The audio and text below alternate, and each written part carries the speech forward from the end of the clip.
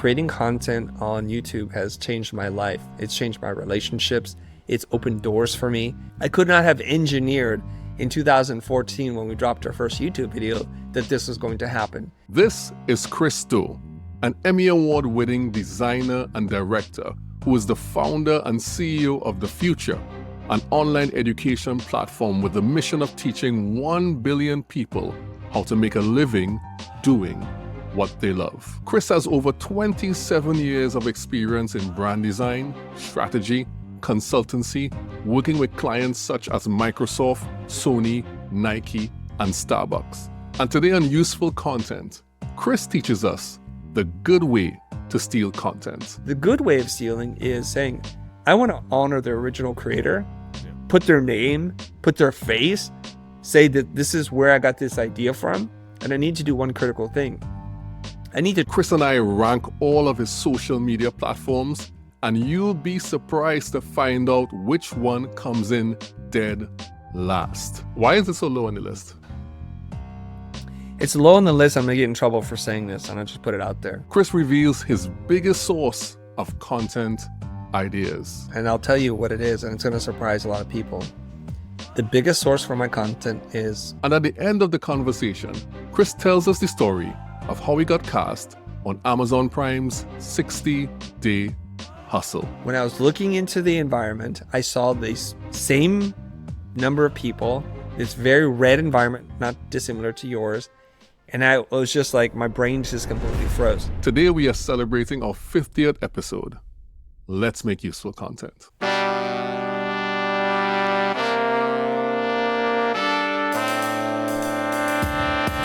Teaching you to make useful content so that you can build long-term relationships with the people that matter to your business.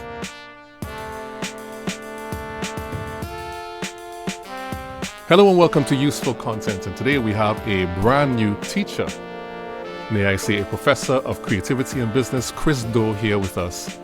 How are you, Chris? I'm doing fantastic. Thank you very much.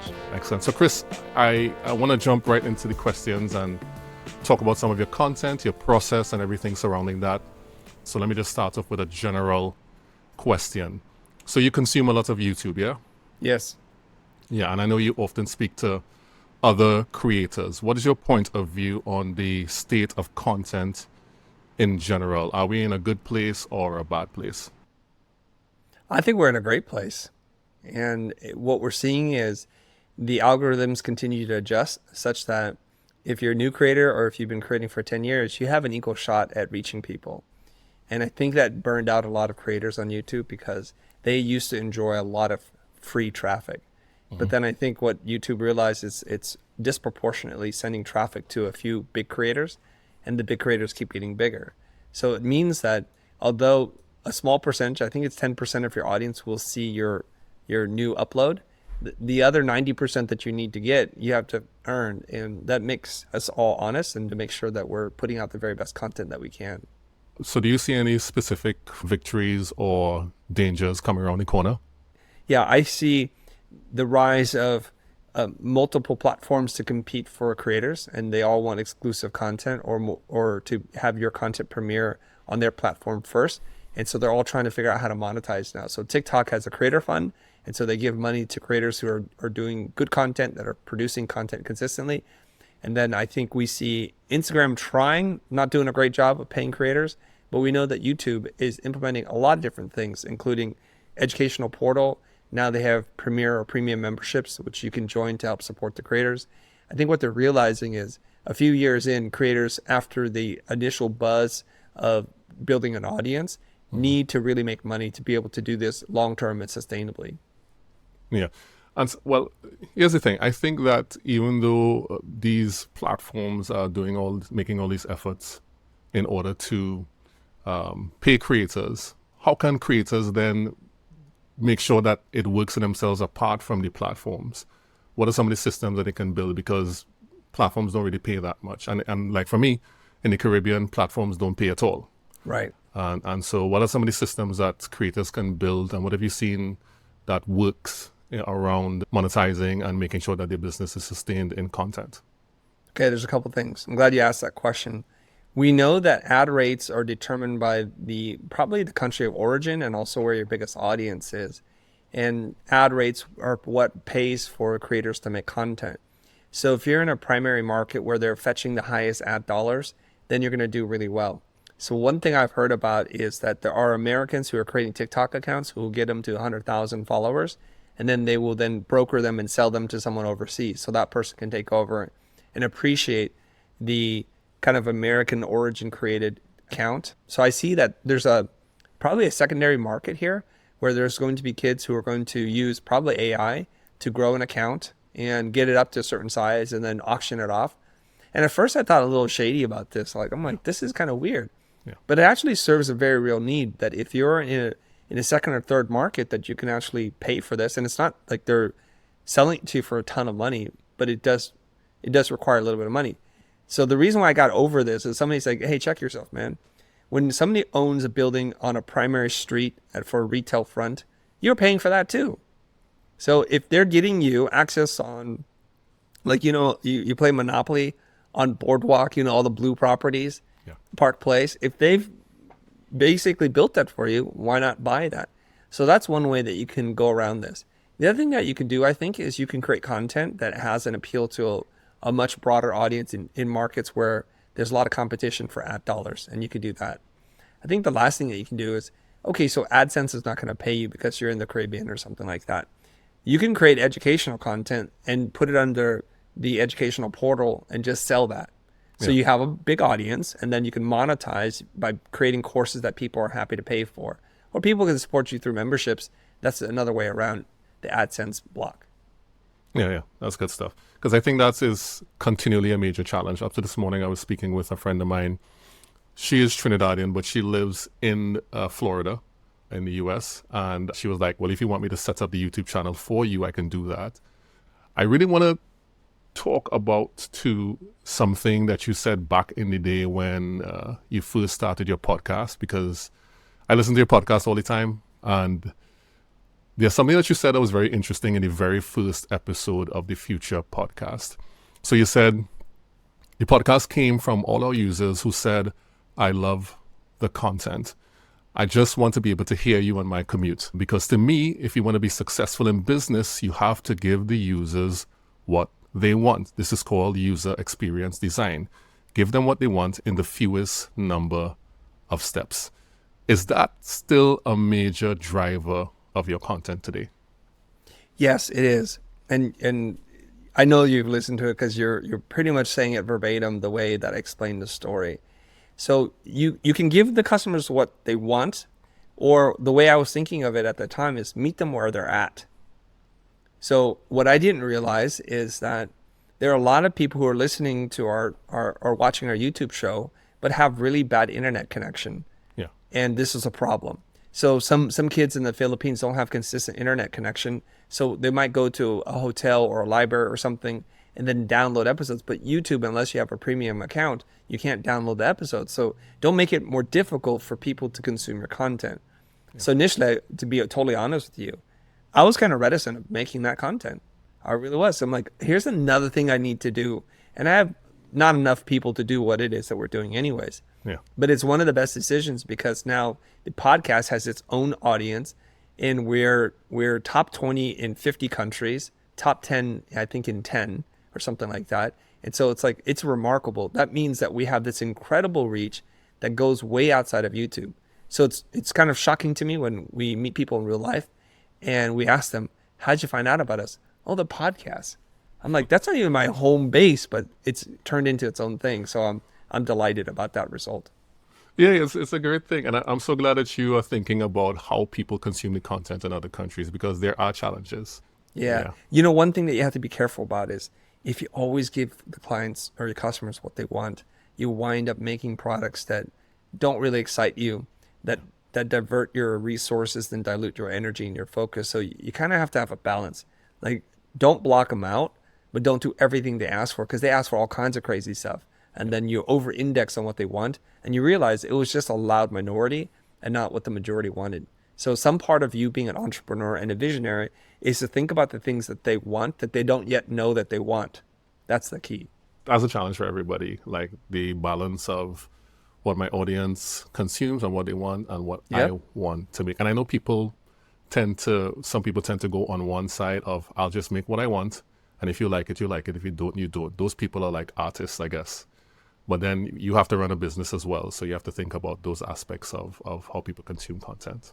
Yeah. All right. So the YouTube channel, it's going pretty well, I suspect. Yes. That's all the public content that people are consuming. So there's a component to your content, which is Future Pro, which is a ton of private content, Yeah. right? Yes. So how many pieces of content do you think Future Pro has at this time? Like, Oh, I know. you know, So we have somewhere between 250 hours to 400 hours of exclusive content. The reason why I know this is because we do 2 calls a month, and sometimes we were doing 2 calls a week. And those calls last anywhere between an hour and a half to 3 hours long. And we're over, the last call I did was call 254. So we know that there's at least 254 pieces of content that are at minimum an hour and a half long. So that's a lot of content in there. so how did you order all that content? It's a massive body of content. How did you put all those pieces of content in order? What was that process like? So we organize the calls around what we feel are the biggest challenges that people are facing. So I might do multiple calls, like 3 calls on how to create an irresistible offer or how to design a love letter sales page. And then once that's done, those calls are archived, they're indexed, and there are summaries and sometimes worksheets that are attached to it that my team handle for me.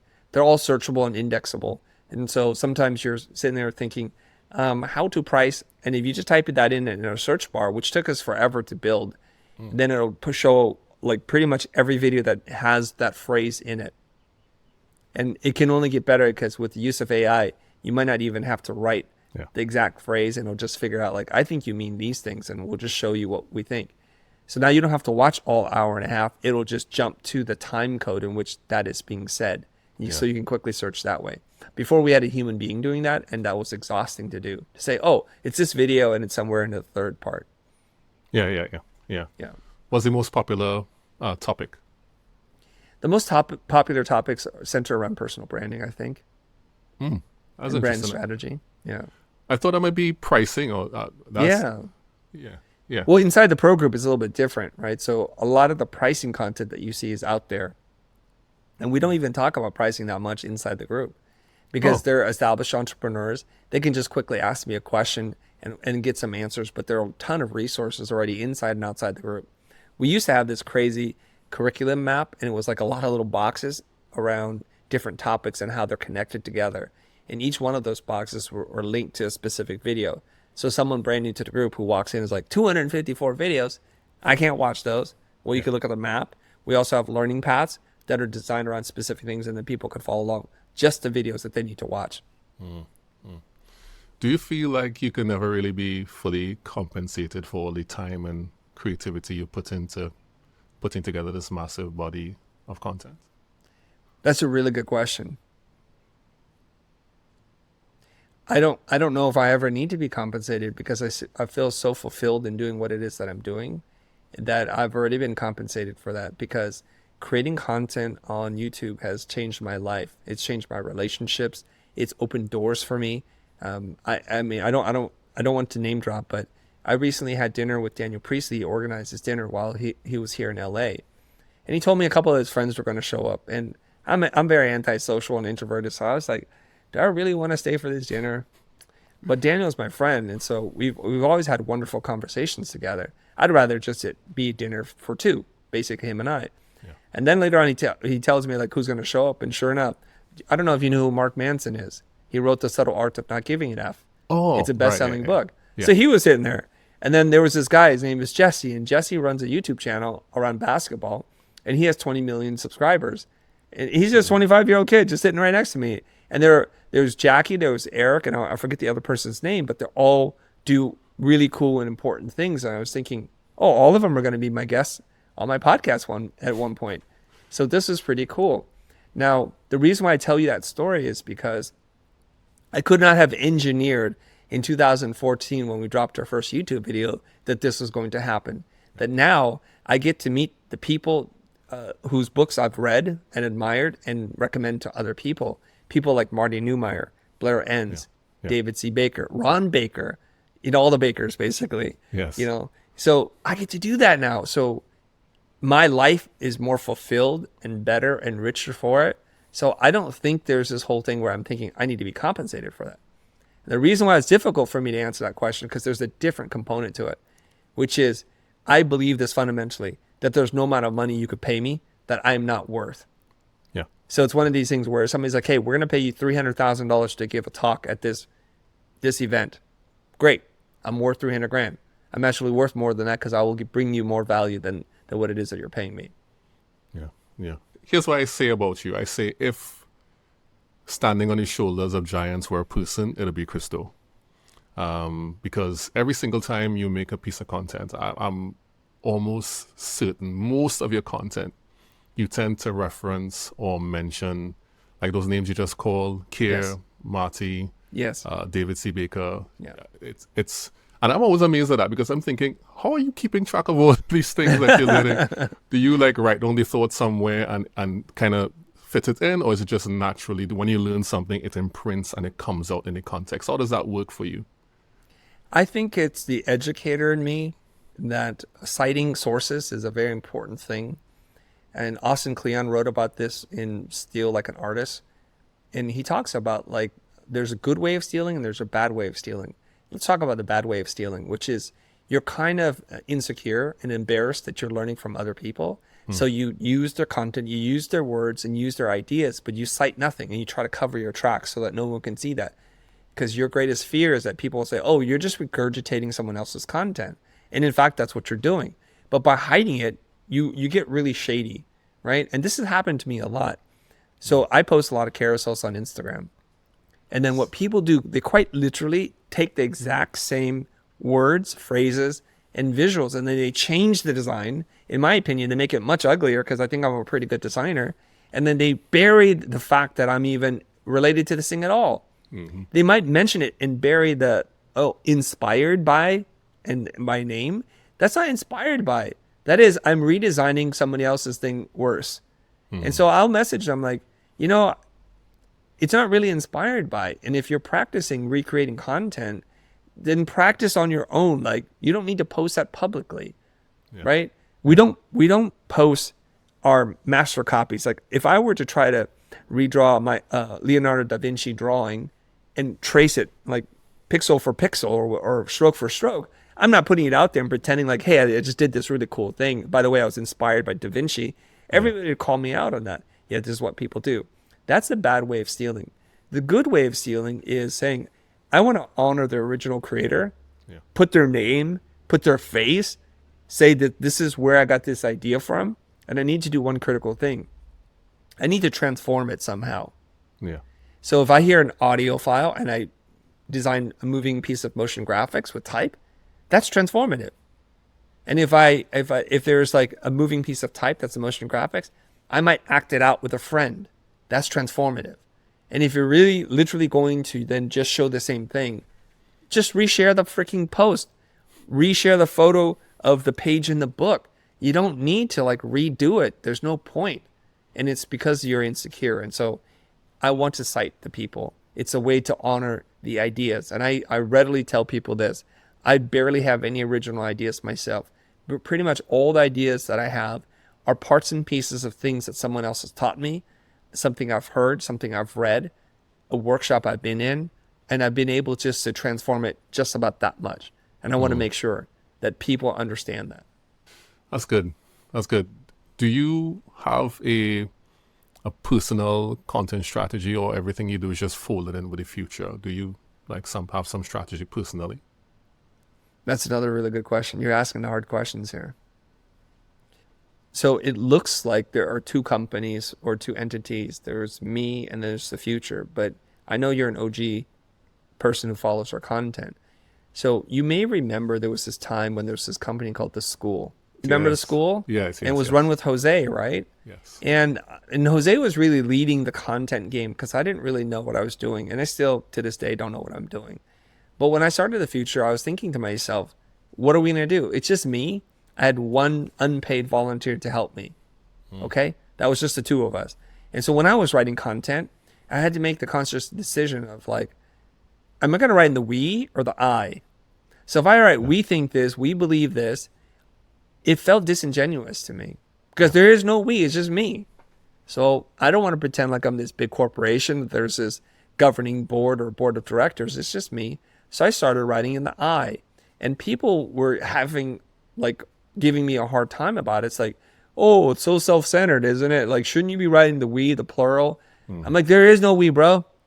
It's just I. Just me and Aaron, and we're going to make some content together. And I felt that that was the most authentic thing. So it was just me, and I'm writing I, and I'm sharing my opinions, my thoughts. And as the Future, by the way, not as Christo. I'm just writing in the Future's account. And it starts to grow and grow and grow. And so for a period of time, the Future was me, it was just an I, and I just wrote this way, and there was just really one opinion. And then I started to work on my own personal account, and we got a young marketing intern from the UK to help us create content for our Instagram. But what she was doing was she was scraping my content, the things I was writing about, the things I was speaking about, and just making sure that there was some version of that on Instagram. So there really isn't two personalities. It's just me writing. But now what's happened is there's a team that's helping out with the Future. And so we're starting to diverge a little bit. But I still write from my own personal perspective.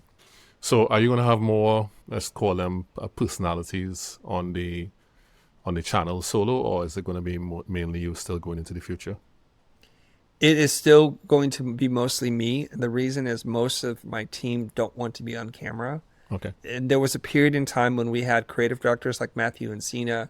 Yeah. We had Greg Gunn, and they were making content. But the rate in which they're making content, because they want to do really refined, scripted, produced, edited, color graded, motion graphics, everything was really tight. Their cadence was much, much slower than mine. They might drop a video a month or something like that. So by volume, the things that I'm creating are going to just blanket the entire channel. There are still videos with Greg on the channel. There's still videos with Matthew, but they both have since left the company and are doing their own thing. So I don't currently have people who are excited to be on camera right now. Okay, so I want to do a tiny fun exercise here at this point. So you are on how many channels as Chris Do right now? I'm on TikTok, Instagram, X, LinkedIn, YouTube, and Pinterest. I don't know. I consider that. Okay, let's just call it 5, right? Yeah, 5. So let's do a tier ranking for those channels. From A, well, let's go from S tier to S, A, B, C, D, S to D, in terms of strategic importance of the channel. And let's see if you can give a ranking for each of those, and could you tell me like why are those important? So let's rank them. Yeah, there's actually 6. I forgot to mention the podcast because that's a different channel. Oh, the podcast, but that's the Future, right? Well, okay, you're right. Yeah. I mean, it's only me, but it is that's the Future, correct? Technically, you're right. Yeah, so 5. So let me just interject here as the host of the podcast. Chris was right. I should have let him rank the podcast as well, the Future podcast, because he's the one hosting it. He's doing all the work on it. So it should have made it into this tier ranking. Because as he explained before, in the beginning, it was just him with just minor assistance. I do think, though, that the podcast would have ranked pretty high, maybe right after YouTube. Chris, if you're looking at this and you want to come in the comments and confirm that, you can do it. I'll include it in the tier ranking. But I really should have let Chris rank his podcast as well. So we missed out on that tiny piece. All right, onward to the tier ranking. So what is the most important to the least important? Yeah. Okay. Let's rank them. S tier is... Shoot.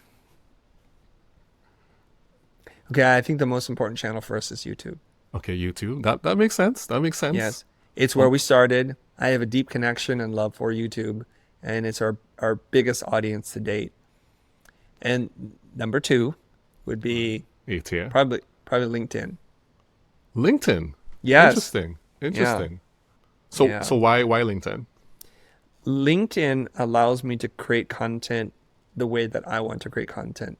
And the algorithm currently is the way that algorithms should be. It's based on your followers and it's based on engagement. So every time I make a piece of content, I can feel pretty confident that who is supposed to see it will see it.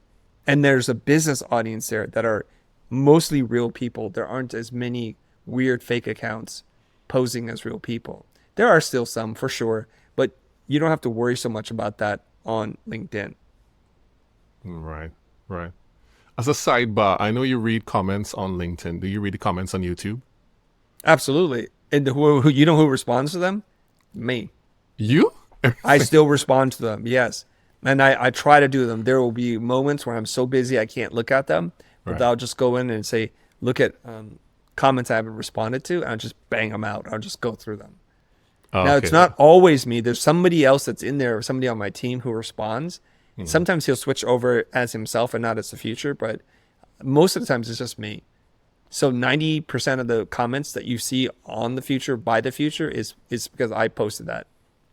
I have to ask, are you okay with that? I know the comments can be brutal. Oh, yeah. Is it all right? Oh, yeah. They are brutal. And I'll dance with them. It's fine. You know, what people don't understand is I'm 52 years old and I've been doing my business for 30 years. So in many instances, I've run a business longer than some of these kids have been alive. So are they going to say something to hurt me? No. If it hurts me, it means because I believe it to be true. And then that's a check-in for me. Like, oh, I wasn't being a good person there and I don't like myself. So when they call me out on that, I'm like, yeah, okay, you have a point. I need to mind my temper, right? I didn't phrase that correctly. But most of the times, what they're saying is projection of their own world and their own world views. And it has nothing to do with me. So I'll engage with them. Now, I don't know if you know who Mo is. He's on the channel Yeah, quite yeah, a no, bit. Mo, yeah. He's on my team. And Mo is like, I'm just here for the comments. I just want to see how you're going to respond to these people. He goes, I didn't even watch the video. I just read your back and forth. And he's like busting up. And he'll screen capture and send it back to me. It's like, dude, that was cold how you responded to that kid. All right. I hope they'll be okay. And he just laughed and it's a good time. Yeah. Yeah. All right. Okay. Back on track. So we have Yeah. an S tier, we have YouTube, and B tier, we have LinkedIn. What is C tier? Instagram. IG. Okay. Yeah, and when we talk about the differences here in terms of how important it is to me, we're talking about little degrees. I'm not talking about like there's an ocean between them. It's just I love Instagram, LinkedIn, and YouTube. I know Instagram is probably the place that you got the most traction first. Yeah. Yeah. So Yeah, I was able to grow pretty fast on Instagram. Yeah. Yeah. All right. IG at C tier. No, A, B, no. B tier, because LinkedIn was above that. So let's go Yes. C tier. What's C tier now? So after Instagram, I'm gonna say probably X Twitter. Okay. Why X Twitter at that level? Because there are some really smart people on Twitter X, and you can have a conversation with people really fast because they're all just hanging out there ready to talk to you. The crazy part to Twitter X is that if you want to talk to a large corporation, mention them and they will respond really fast because I think it is a mature enough platform that they know customer service people are hanging by to make sure everything's cool. Somebody told me this before that said that if you have a problem with a company, mention the CEO of that company and you're going to get it resolved really, really fast. So if there's poor service, like say you get into a car accident and the insurance company isn't handling it well for you and you've paid your monthly fees or whatever it is, mention the CEO of the company, you'll see how quickly it gets resolved. Right. Now, So I don't do that at the very first step. I want to make sure I can resolve it through proper channels because it's not like I'm trying to drag everybody into the fight. And I want to make sure I'm polite and clear. Like, oh, this is disappointing. I paid my fees and now the result is this. And I hope someone from the insurance team can help me resolve this because this doesn't feel right to me. I want to start it there. I don't want to start dropping bombs on people. I'm not trying to pick fights, right? Yeah, We want to be cordial. And I'll tell you something. Here's a real world example. I own a Volvo, and it's like the top of the line Volvo, and I've never owned a Volvo before. And there was a manufacturing defect with something that literally cut my finger when I'm driving. And I was bleeding in the car. I'm like, shoot. And then I was meaning to take it into the dealership, but I'm a busy guy and the dealership's not close by. So eventually I take it in. They're like, oops, you're out of warranty. I'm like, by how long? They're like 30 days or 22 days. I'm like, shoot. But this is a manufacturing defect. They're like, well, there's nothing we can do. Yeah. I said, are you sure about that? You really? And he's like, it's going to cost $1,000 to replace this. Not because it's expensive, but because we have to take this whole component out and replace it. Right. I'm not happy about this at all. So I go online and said, it's very disappointing. This is my first Volvo and I've enjoyed the experience and this has happened. And I think I showed my finger being cut. Ooh.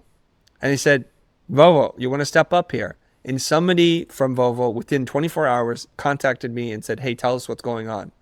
And they resolved it. Right. And they stayed on top of it. And they gave me all the grace because they said, oh, take it in and we'll take care of it. And again, because I'm so busy, I'm traveling. By the time I get in there, that ticket is dead. Yeah. And so the guy says, nope, we have no such message from Volvo. And I'm like, shoot.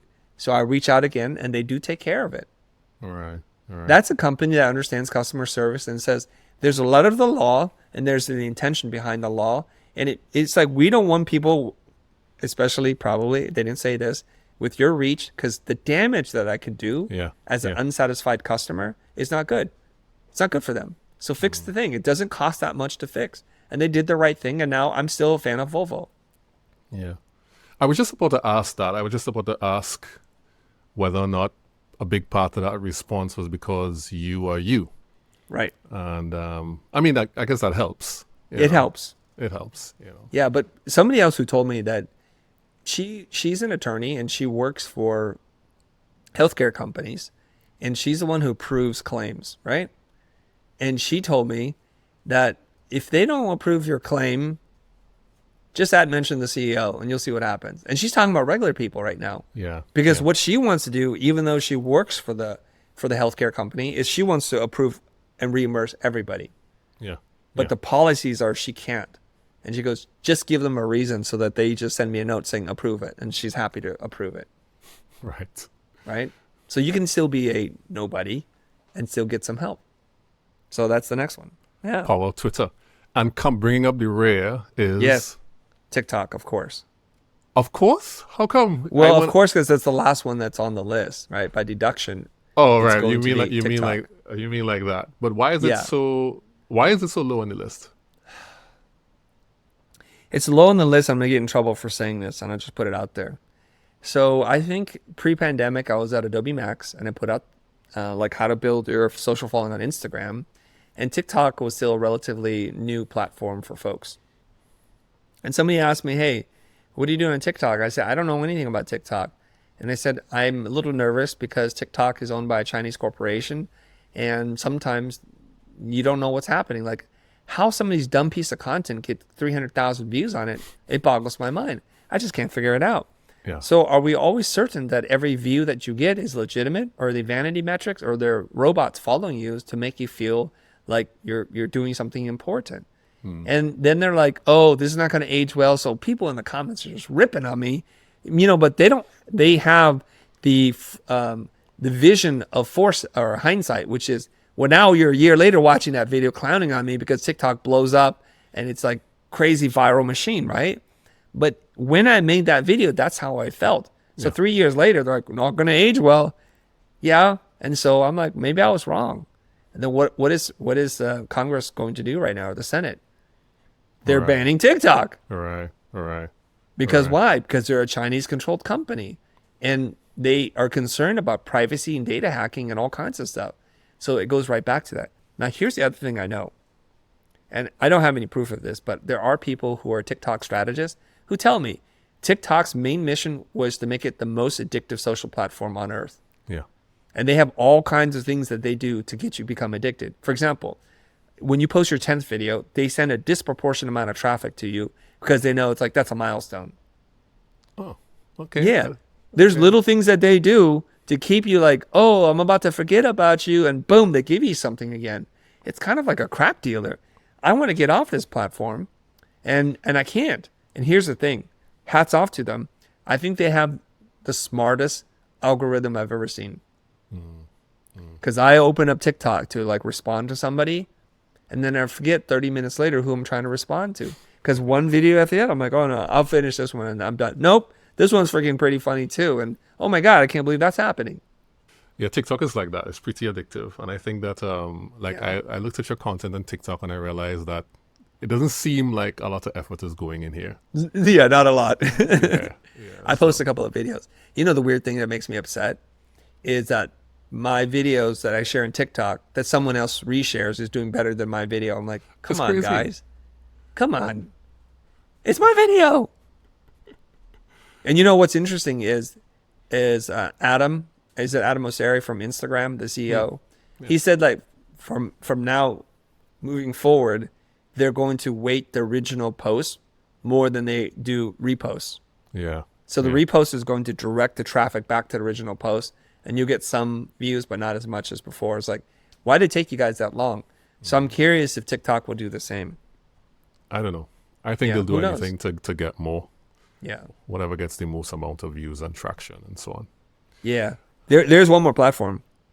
Right? It's Go ahead. Threads. It's Threads. Threads. Threads will be number 6. Look at your face when you said that. Yeah, I mean, Go ahead. I don't know. Threads.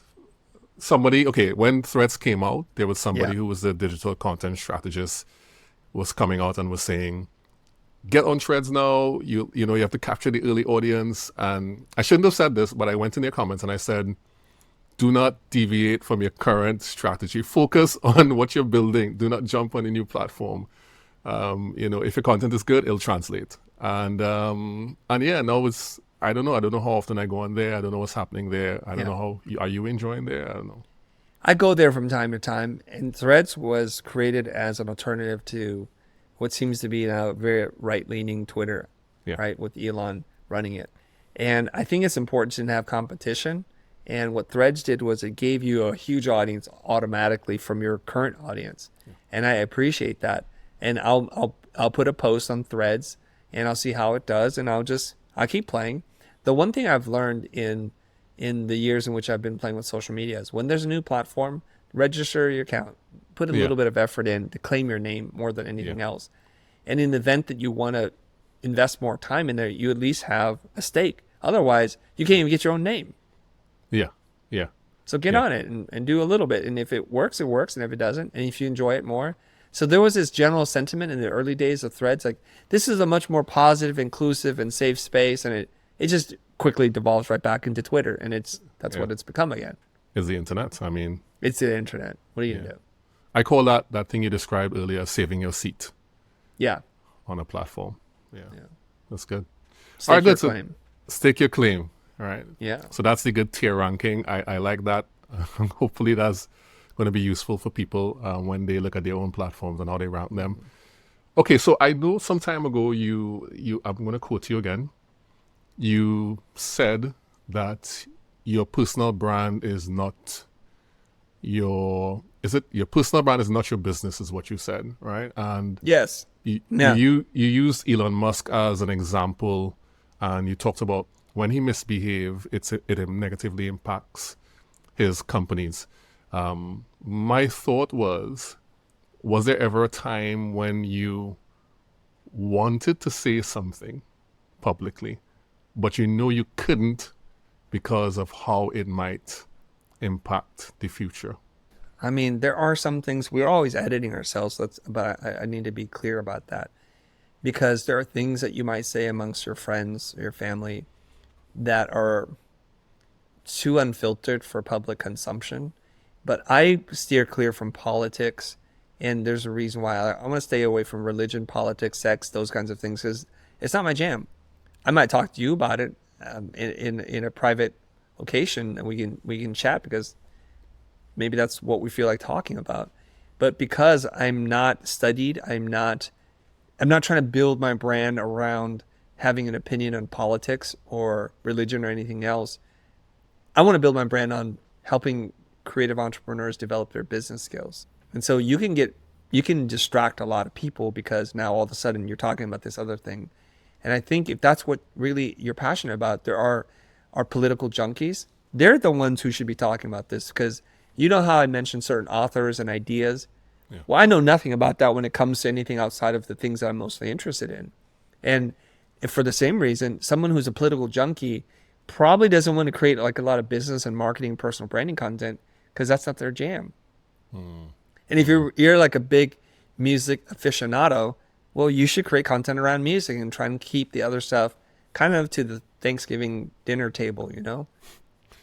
So you kind of stay in your lane when it comes to what makes sense for your business. No, And, what makes sense to me? I'm not that interested in that, right? Right. Like I love fishing, but I don't love fishing enough. I want to talk about it and integrate it into what I'm doing, Yeah. unless there's an appropriate metaphor for marketing. Yeah. Is that like the difference between like personal content and private content? I think so. Yeah. Yeah. But you know, I think based on what I've been doing with Instagram, once you create a lot of professional educational content, people start to wonder who's the person behind this. Mm-hmm. And I know somebody said this to me, especially younger folk, millennials, Gen Z. They'll say something like, if I don't know who you are, I don't trust you. Mm. And the fact that you don't show who you are bothers me. I'm like, I didn't think it was interesting to anybody. And I think the sequence here matters a lot. So, you know, my son, my oldest boy, he's 20 years old. He's almost 21. He creates content about his entire life all the time. Mm-hmm. I think that's how his generation creates content. Yeah. And it's very unfiltered. Like, he doesn't want to spend time color grading or making it too polished. He wants to tell a good story, and that's what's important to him. For my generation, I'm Gen X. I want to just create value for people. So it's like two different generations coming together and meeting at this same digital space. So I think it's kind of important for me to make sure I'm speaking to younger people as well, so that I want to incorporate some personal content and be less filtered. And I think that helps them to relate. Yeah. Have you guest starred on your son's content yet? No, I'm in the background. He hasn't invited you on. Yeah, no, I think it's both my boys want to create their own identity around what they want and not pull me into it. I am in the background of a lot of things, or I might be a little bit more than the background, but I'm not a person that he doesn't want to leverage my account to build his account because he's got his own voice, his own identity. Yeah. I'm really happy that that's what they're doing. Oh, yeah, that's good. That's good for the kids. Mm-hmm. Yeah. So what's your biggest source of content ideas recently? And how has that changed like since when you first launched? Yeah, I don't think it's changed that much, and I'll tell you what it is, and it's going to surprise a lot of people. The biggest source for my content is conversations with people. When I'm at a really interesting dinner party like the one I mentioned earlier, I'm hearing and seeing ideas or observations about that I think, what is my take on that? And I want to share that. Where this works really well too is if I'm in a group of people who are eager to learn, or people who are very curious like yourself, who ask me questions about things I've not thought about before. That's an opportunity for me to like, there's some dark space in my brain that now was just illuminated because you asked a question that got me to think, what is my answer to that? And if I think it's interesting, I'll write a note about it, and then I'll turn it into a piece of content at some point in the future. When I listen to what you share, I often think about how much work has gone into receiving it, processing it, and then turning it into something that people will understand. And I think you really have the heart of a teacher. Many people are not like that. They can't teach in that same way. What are some ways people who don't have that gift, that how they can create content, even if they are challenged by the fact that they can't explain it the way you can explain it? Yeah. I'm curious, are you a parent? I am. Okay. I look at the way your face lit up there. I like that. Yeah. And how many children do you have, and how old are they? 2 girls, 10 and 12. Okay, beautiful. Yeah. So you are a teacher. Anyone who's a parent is a teacher. Anyone who's had a younger sibling is a teacher. And you might not have thought of it this way, but there are things that you've done. And first we have to adopt this mindset. The mindset is, I'm looking after somebody. I'm trying to protect them. I'm trying to make their life so that they suffer less than they need to. Mm-hmm. So if you have a younger sibling, it could have been like, here's how high school works, and here's how you deal with bullies, or here's how you get into a certain college or university or whatever it is that you want to do. And so then you have to be able to explain it to them in ways that are very simple. And you don't want to overwhelm them with too much information. And that's the key. So as a parent, you might, first of all, especially when your daughters were very young, you might have gotten down on your knees and then talked to them on their level. And this is a really important thing that we learn from like parenting courses. Don't talk to them from up here, because all they do is look up at you. Go down to their level. Meet them where they're at. See it from their perspective so that they can feel like you understand them. Those are very important principles. Now, you might have a very complicated idea, but you know if you explain it to your 6-year-old daughter or 4-year-old daughter at that time, they're not going to understand this. So what you have to do is you have to find something that they do understand and frame what you're trying to teach them around the things they care about the most. Yeah. So maybe they care about Powerpuff Girls or something. And you're like, you know how this character does that? Have you ever wondered why they do that and how they were able to beat that enemy? Then all of a sudden, they're like, I get it, Dad. You're talking about this. So you have to reframe what it is that you want to teach them and wrap it around the things that they understand and are most excited about, right? There's a gentleman, I'm spacing on his name right now. I think his name is Sujit Mitra, and he has this beautiful TED Talk and this wonderful idea. It's called a hole in the wall computer, or a computer in the wall or something like that. Basically, they literally go to some place that's really broken down. He cuts a hole out of it and installs like a really old computer in it, and he lets kids in third world countries work on it. And he's like, he has this whole idea that we don't need teachers, we need facilitators, because the kids are really smart. And the biggest challenge is to come up with the right question. So he was sharing this example. He goes, well, people wanted him to teach about gingivitis. And he's like, oh, this was a tough one. What would the question be like such that the kids would be interested? And he says, here's what he came up with. He goes, kids, do you notice how sometimes you have teeth and they fall out and then you grow up and then they come back in? But when they fall out again as an adult, they don't grow back. Yeah. Why is that? And then he let them go off, and later they came back. There's something called gum disease, Mr. Mitra. It's called gingivitis, and it's what happens. And they're like, and it's wonderful. And in this way, when he phrases the problem correctly in ways that they can understand, they're able to do math, science, and physics and things 2, 3, 4, 5 grades above their level. Yeah. Yeah. So you have to just frame the problem so that they can get excited about it. Mm-hmm. Mm-hmm. You know how to pull at my heartstrings, man. Just mentioning the daughters. I saw that in your face. That's like a hack right there. Yeah. Yeah, I get what you're saying. You have to do things, meet people at the level of their current understanding and help build them up. Yeah. Yep. And you know how the meta layer here is? You asked me a pretty complicated question. How do you become a better teacher? And the first thing I was thinking, what do you know about? What do you care about? Yeah. So I had asked you, are you a dad? And you're like, yes.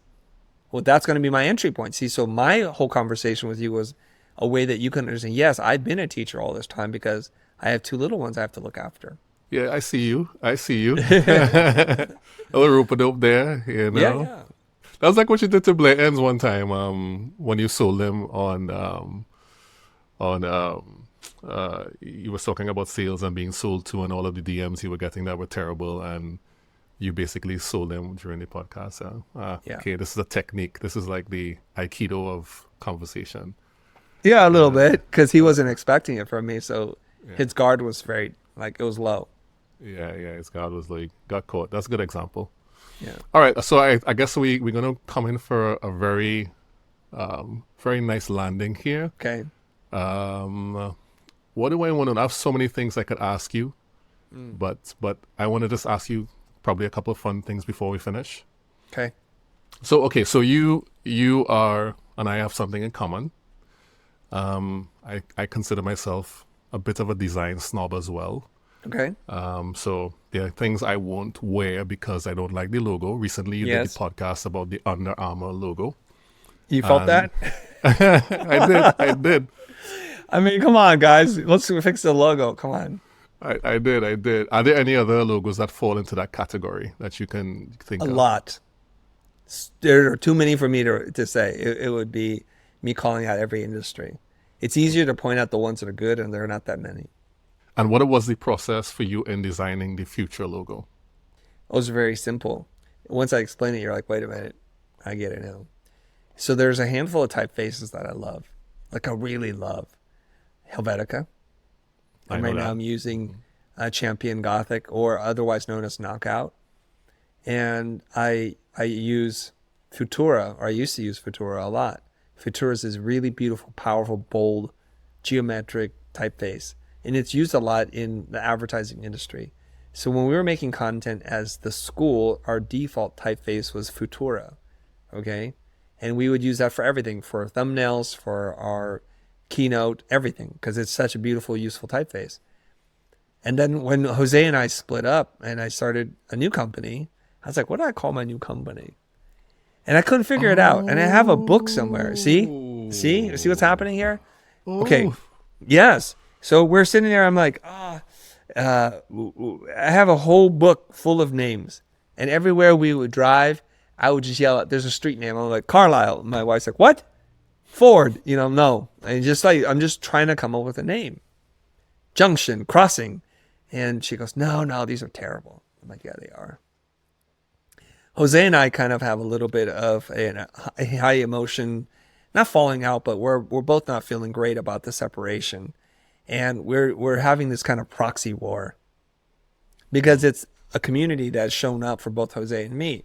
And so instead of speaking directly to each other, we kind of are talking about some other entity, but we both know we're just talking about each other, but we don't mention each other by name, right? yeah. And so Jose writes his thing, and he's very good at writing when he's focused. He writes his manifesto, and the manifesto is really good. He goes, the role of the designer in the 21st century has changed. We no longer need order takers, like, do you want fries with that? We're transitioning to a thing where we have a seat at the table in the C-suite, helping decision makers design a better future. In the future, this is what's going to happen. In the future, this is what's going to happen. In the future. I know he's calling me out because he was taking any idea that I had. He was trying to write the opposite of it and just like stab at me a little bit. And I was like, what am I going to call my company? I know what. I'm going to hijack his post. I'm going to call my company The Future because he says, in the future, this will happen. So then that becomes a free publicity for my company, The Future. And what typeface should we use? Futura. Futura for the future. And so people who know the deep cuts, now you know. Oh, it's like it was written. That's Yeah, so it was cool. there's a whole reason. Nothing is arbitrary. Right, it's so cool. It's so cool. That's so cool. Okay. That I'm not Now gonna you ask know. it. No, I Yeah. now I know. Now Every you time I know. see the logo, I'm gonna think about. Yes. Okay. Very last thing, and then we're closing off. I promise. Very Okay. last thing. Right. One of the things that I really took hold of with the Future was the Building a Brand series. Yes. That's with Ben and all that drama, Yes. Webflow, etc., etc. Right. So that was the series that you did. I saw recently that you were on 60-Day Hustle, Yeah. right? Unfortunately, in my part of the world, I have Amazon Prime, but I can't look at it, Yeah. right? How was that for you? And are you planning to do anything in the future that is series-based coming up soon? Yes. Okay. Really good question. Great way to kind of wrap up the show here. By the way, if you have a VPN, I believe you can watch it. I'll try. Yeah, I don't know how to do that kind of stuff because I get whatever I want here. But okay, here we go. One of our partners in the platform that we use as part of our tech stack is a company called Teachable. And I have a wonderful relationship with the team over at Teachable. So Olivia is my contact over at Teachable. And she reached out to me and says, Chris, there's an opportunity here for you to be on a TV show that's going to premiere on Amazon Prime. Is this something that you are willing to do? And I said, what's involved? Well, you just need to show up for one day of taping. I'm like, I can do that. So they just want you to be a mentor to these contestants. And I arrive on the day of. It's in Burbank. It's this big production. There's a stage and everything. And I walk in there like, what do I need to do? They're like, well, we'll kind of just wing it. I'm like, what? Well, you'll talk about branding. And there's a challenge. I'm like, shoot. I like to be a little bit more prepared. Like, I don't know enough about the characters, the challenge, or anything.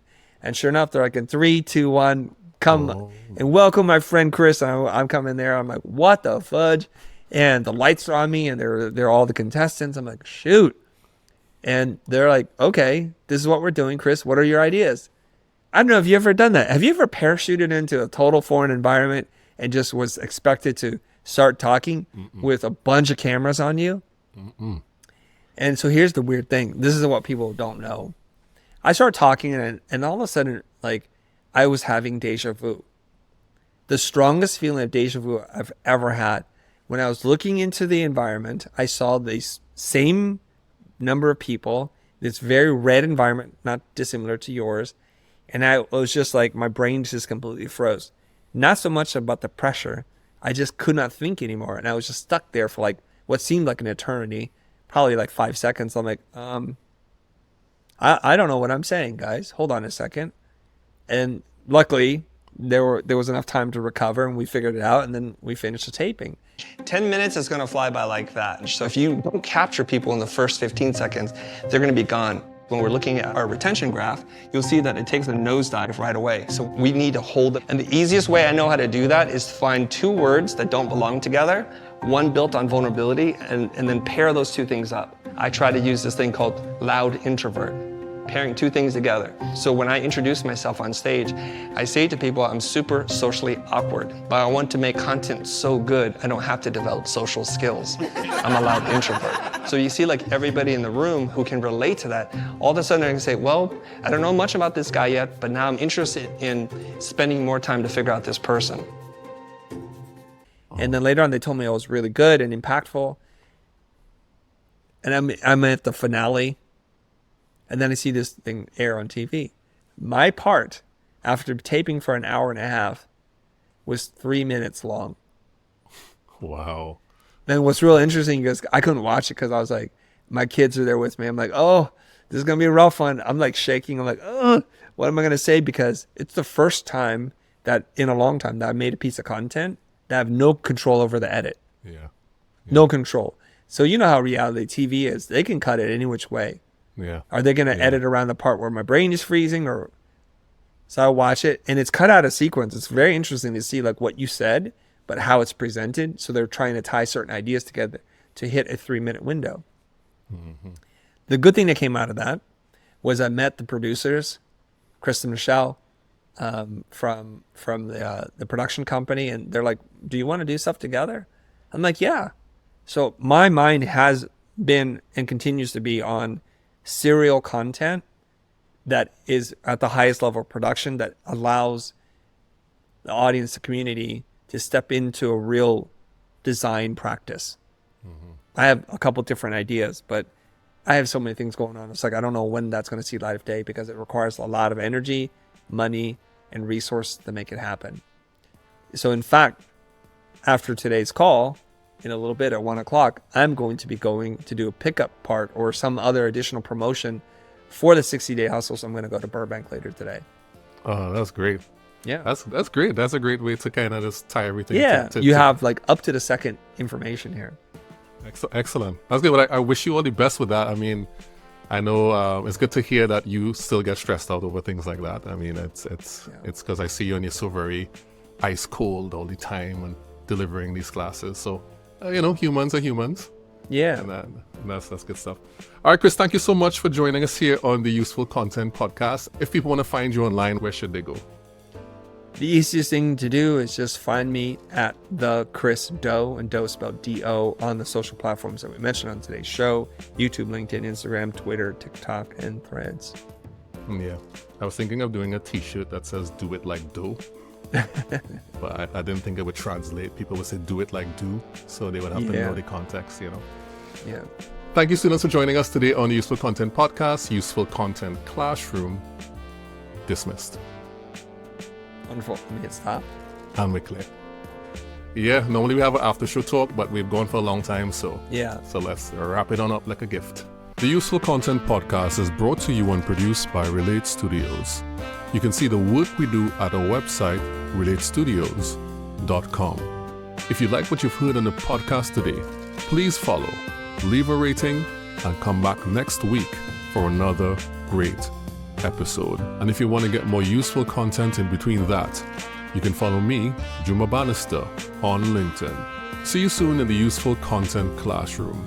But until then, don't forget to make useful content.